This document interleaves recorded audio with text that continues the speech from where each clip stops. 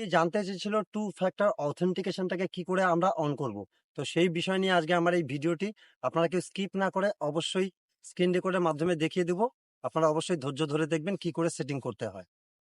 প্রথমে আমরা আমাদের ফেসবুক ফাইলটাকে ওপেন করব। ফাইলটাকে ওপেন করার পরে আমরা যে থ্রি ডটে ক্লিক করব। থ্রি ডটে ক্লিক করার পরে আমরা এখানে সেটিংসে যাব।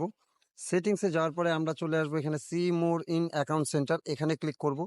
এখানে ক্লিক করার পরে আমরা চলে আসবো একটু স্ক্রল করে নিচের দিকে, password and security, password security থেকে ক্লিক করব।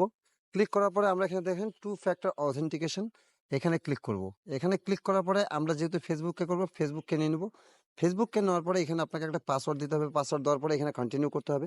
কন্টিনিউ করার পরে ফেসবুক আপনাকে একটা পাসওয়ার্ড দেবে, সেই পাসওয়ার্ডটা সেট করে আপনাকে কন্টিনিউ করে দিলে পরে আপনার এটা সেটিংস সম্পূর্ণ হয়ে যাবে। ভিডিওটি আপনাদের ভালো লেগে থাকে তাহলে পরে অবশ্যই লাইক কমেন্ট করবেন। আর যদি আপনাদের খুবই ভালো লেগে থাকে তাহলে পরে নতুনদেরকে সহযোগিতা করবেন এই সেটিংসটাকে অন করার জন্য আপনারা শেয়ারের মাধ্যমে।